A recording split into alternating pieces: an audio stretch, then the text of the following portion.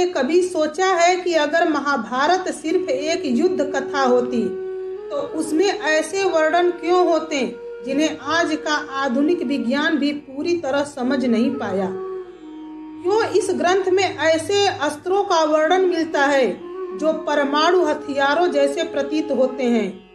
क्यों कुछ योद्धा कभी सोते नहीं थे, कुछ वीर समय से परे दिखाई देते हैं, और क्यों स्वयं भगवान श्री कृष्ण युद्ध के बीच खड़े होकर भी युद्ध नहीं लड़ते? दोस्तों, टीवी सीरियल्स ने हमें महाभारत की कहानी तो दिखाई, लेकिन उसके पीछे छिपे वे रहस्य, वे संकेत, वे चेतना से जुड़े सत्य, जिन्हें जानने के बाद आप महाभारत को सिर्फ एक कथा नहीं बल्कि काल, विज्ञान और धर्म का संगम मानने लगेंगे। उन्हें कभी सीधे नहीं बताया गया। आज हम उसी पर्दे के पीछे झांकने वाले हैं। आज हम जानेंगे महाभारत के वे रहस्य जो ग्रंथों में, संकेतों में हैं, लेकिन कैमरों से हमेशा छुपे रहे। तो अगर आप तैयार हैं इतिहास, रहस्य और समय के इस अद्भुत सफर के लिए, तो इस वीडियो को अंत तक देखिए, क्योंकि आज जो आप सुनेंगे वह सोच को बदल देने वाला है। जय श्री कृष्ण दोस्तों, स्वागत है आपका अपने ही YouTube चैनल ममता ज्ञान संग्रह में। दोस्तों, जब पूरी सेनाएं थक कर सो जाती थी, तब भी कुरुक्षेत्र में एक ऐसा योद्धा जाग रहा था जिसकी आंखों ने कभी नींद को छुआ ही नहीं, जो कभी सोया नहीं। वह रात के अंधेरे में गिरते हुए वीरों को देखता था और आने वाले विनाश को महसूस करता था। पर वह था कौन? उसे क्यों नींद नहीं आती थी? उसी युद्ध में एक ऐसा वीर भी उतरा जिसे युद्ध में प्रवेश करने का मार्ग पता था और बाहर निकलने का रास्ता भी, लेकिन नियति ने उसके ज्ञान का मध्य भाग छीन लिया और वही अधूरा ज्ञान युद्ध का सबसे दर्दनाक बलिदान बन गया। और क्या आप जानते हैं कि द्रौपदी का सबसे बड़ा शस्त्र कोई श्राप नहीं बल्कि उसका मौन था, और उसी चुप्पी ने कौरवों के विनाश की समय रेखा तय कर दी। क्या आपने ध्यान दिया कि भगवान श्री कृष्ण इतने भयानक युद्ध में भी कभी हथियार क्यों नहीं उठाते? अगर वे शस्त्र उठाते तो क्या युद्ध उसी क्षण समाप्त हो जाता? दोस्तों, क्या आपको पता है कि युद्ध के बाद कुरुक्षेत्र की धरती पर सालों तक कुछ क्यों नहीं होगा? क्या वह केवल खून की वजह थी या वास्तव में युद्ध में परमाणु हथियार का उपयोग किया गया था, जो आज भी मिट्टी में कैद है? और क्या आप जानते हैं कि महाभारत के कुछ पात्र मरे नहीं बल्कि समय के एक चक्र में फंस गए, जहां वे आज भी अस्तित्व में हैं पर दिखाई नहीं देते? दोस्तों, आज हम महाभारत की कहानी नहीं बल्कि उसके छिपे हुए रहस्य जानेंगे। ऐसे रहस्य जो ग्रंथों में, संकेतों में लिखे हैं, लेकिन कभी सीधे बताए नहीं गए और नहीं सीरियल में दिखाए गए। तो अगर आप तैयार हैं इतिहास, रहस्य और चेतना के इस अद्भुत सफर के लिए, तो वीडियो को लाइक कीजिए, चैनल को सब्सक्राइब कीजिए और कमेंट में जय श्री कृष्ण लिखकर इस रहस्यमय यात्रा की शुरुआत कीजिए। दोस्तों, क्या आपने कभी सोचा है कि अगर महाभारत सिर्फ एक कहानी होती तो उसमें ऐसी बातें क्यों लिखी जाती जिन्हें आज का आधुनिक विज्ञान भी समझने में असमर्थ है? क्यों हजारों साल पुराने इस ग्रंथ में परमाणु युद्ध जैसे वर्णन मिलते हैं? क्यों आज भी वैज्ञानिक श्री कृष्ण के समय के रहस्य को समझ नहीं पाते? कुरुक्षेत्र की रणभूमि में जब पांडव और कौरव आमने सामने थे, तो यह केवल दो परिवारों की लड़ाई नहीं थी, यह एक युग का अंत और एक नए युग की शुरुआत थी। तो चलिए दोस्तों, आज हम भारतीय इतिहास के सबसे बड़े युद्ध ग्रंथ महाभारत की गहराइयों में उतरते हैं और जानते हैं ऐसे रहस्य जो आज तक अनसुलझे हैं। दोस्तों, नंबर 1, वह योद्धा जो कभी सोया नहीं। महाभारत में एक ऐसा योद्धा था जिसके बारे में कहा जाता है कि उसने जीवन में कभी नींद नहीं ली, और उसका नाम था उलूप। वह शकुनी का पुत्र था। कहा जाता है कि जन्म के समय ही एक श्राप के कारण उसकी आंखें कभी बंद नहीं होती थी। जब बाकी सैनिक थक कर गिर जाते थे, जब पूरी सेना सो जाती थी, तब भी उलूप जागता रहता था। वह युद्ध भूमि में रात के समय घूमता, शव को देखता और आने वाले युद्ध की दिशा भांपता। कुछ मान्यताओं के अनुसार उलूप केवल योद्धा नहीं था, बल्कि वह युद्ध का साक्षी था। युद्ध की ऊर्जा को महसूस करने वाला एक जीवित यंत्र। और दोस्तों नंबर 2 पर है अभिमन्यु का अधूरा ज्ञान। दोस्तों सब जानते हैं कि अभिमन्यु को चक्रव्यूह का पूरा ज्ञान नहीं था, लेकिन कम लोग जानते हैं कि उसे चक्रव्यूह की शुरुआत और अंत दोनों का ज्ञान था। बस बीच की परतें नहीं पता थी। यह इसलिए हुआ क्योंकि जब सुभद्रा गर्भवती थी तब कृष्ण और अर्जुन चक्रव्यूह की चर्चा कर रहे थे। अर्जुन ने गर्भ में ही सब कुछ सुन लिया था, लेकिन जैसे ही चर्चा मध्य भाग पर पहुंची सुभद्रा सो गई। कुछ विद्वान मानते हैं कि यह केवल नींद नहीं थी, बल्कि प्रकृति का हस्तक्षेप था, क्योंकि यदि अभिमन्यु पूर्ण चक्रव्यूह जान लेता तो महाभारत का संतुलन ही बदल जाता। दोस्तों नंबर 3 का सबसे बड़ा रहस्य कृष्ण का युद्ध में ना लड़ना था। भगवान श्री कृष्ण ने महाभारत जैसे महायुद्ध में कभी हथियार नहीं उठाया। यह कोई संयोग नहीं था, यह कोई अहिंसा का साधारण निर्णय भी नहीं था। अगर कृष्ण युद्ध में उतरते तो सोचिए, जिसके पास सुदर्शन चक्र हो, जिसकी इच्छा मात्र से काल दिशा बदल ले, जिसके सामने मृत्यु भी आज्ञाकारी हो, अगर वही कृष्ण युद्ध में उतर जाते तो वह युद्ध नहीं रहता, बल्कि वह युद्ध तो एक दिन में ही समाप्त हो जाता। ना कौरव बचते ना पांडव, धर्म भी नष्ट हो जाता और अधर्म भी, क्योंकि जब ईश्वर सीधे हस्तक्षेप करते हैं तो मनुष्य की परीक्षा समाप्त हो जाती है। कृष्ण शक्ति नहीं थे, नियम थे। कृष्ण किसी एक पक्ष की शक्ति नहीं थे, वे वह रेखा थे जिसे कोई पार नहीं कर सकता। वे युद्ध के भीतर एक नियंत्रण प्रणाली थे, जिसे आज की भाषा में कहे तो पूरा युद्ध उनके निर्देशों पर चल रहा था।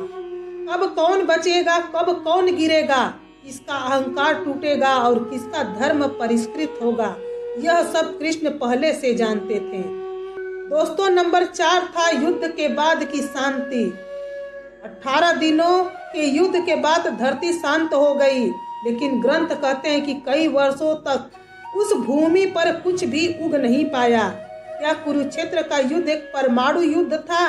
महाभारत में एक श्लोक आता है जिसमें लिखा है कि एक ही अस्त्र से आकाश अग्नि से भर गया। दोस्तों जिसमें लिखा है कि एक ही अस्त्र से आकाश अग्नि से भर गया, सूर्य जैसा प्रकाश फैला और पूरे नगर भस्म हो गए। दोस्तों अब जरा सोचिए, यह वर्णन किस चीज का लगता है? साधारण तीर या अग्निबाण का? नहीं, यह वर्णन परमाणु विस्फोट से डरावनी हद तक मिलता जुलता है। महाभारत बताता है कि ब्रह्मास्त्र छोड़े जाने के बाद लोग बिना किसी घाव के मर गए। लोगों के बाल और नाखून झड़ने लगे, पानी जहरीला हो गया और धरती वर्षों तक उपजाऊ नहीं रही। चलिए अब जानते हैं कि विज्ञान क्या कहता है। दोस्तों रेडिएशन के संपर्क में आने पर यही सारे लक्षण दिखाई देते हैं। तो सवाल उठता है, क्या यह सब केवल संयोग था? कुरुक्षेत्र और उसके आसपास के क्षेत्रों में आज भी कुछ जगहों पर असामान्य रेडिएशन, पिघले हुए पत्थर और कांच जैसे अवशेष मिलने की बातें कही जाती हैं। आधुनिक इतिहास कहता है कि परमाणु हथियार 1945 में बनाए गए, लेकिन महाभारत 5000 साल पुराना ग्रंथ है। अगर यह सब कल्पना थी तो विवरण इतना सटीक क्यों है?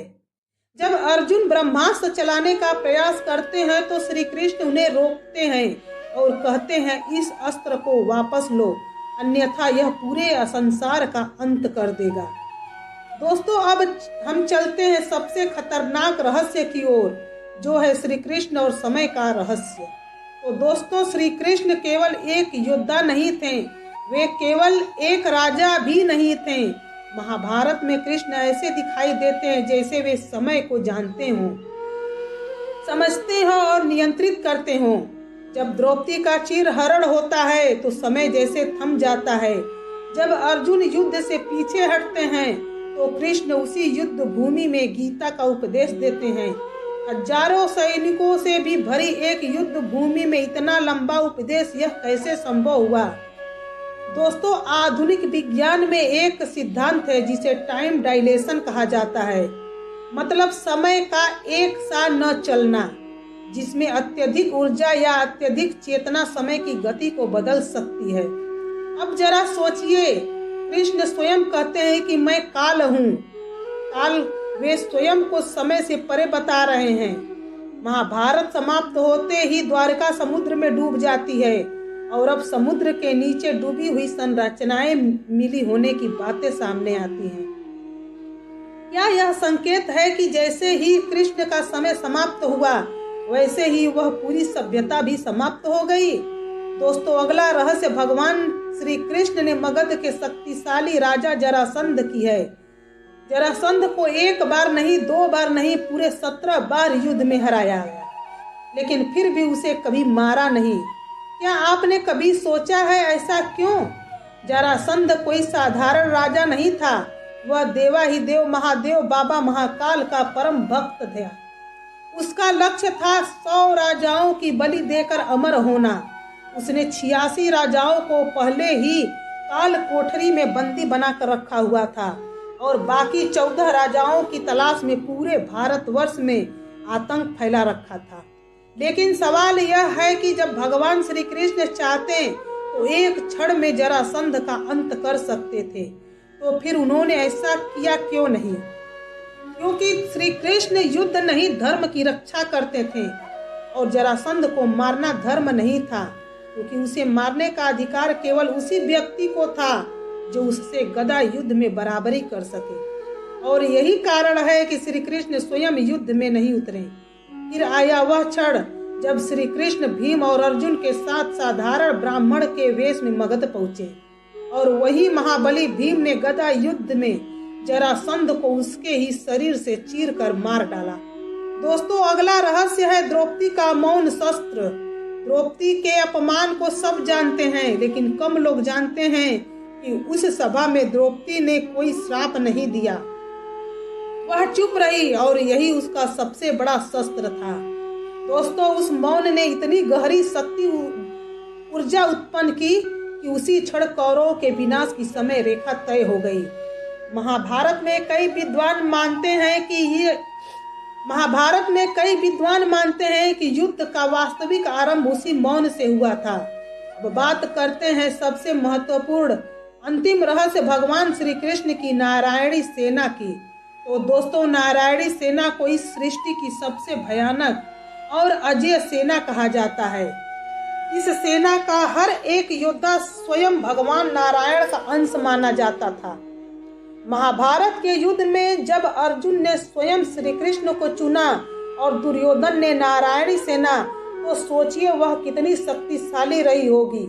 वह सेना जिसे स्वयं श्री कृष्ण ने भी अपने लिए नहीं चुना।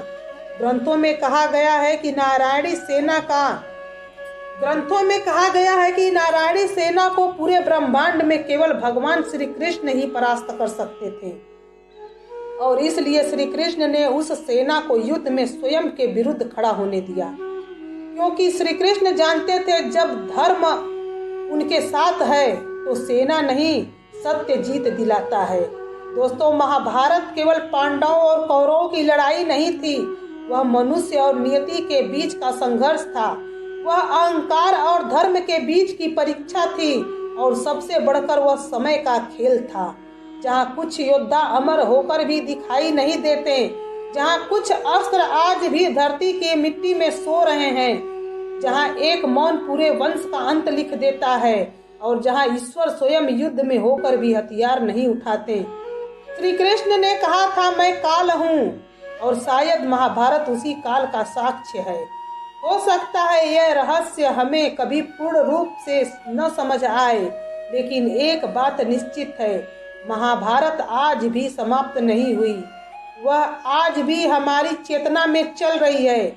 अगर आपको यह रहस्यमय यात्रा पसंद आई हो तो वीडियो को लाइक कीजिए, चैनल ममता ज्ञान संग्रह को सब्सक्राइब कीजिए और कमेंट में लिखिए जय श्री कृष्ण, क्योंकि अगली कथा और भी गहरी और भी चौंकाने वाली होने वाली है।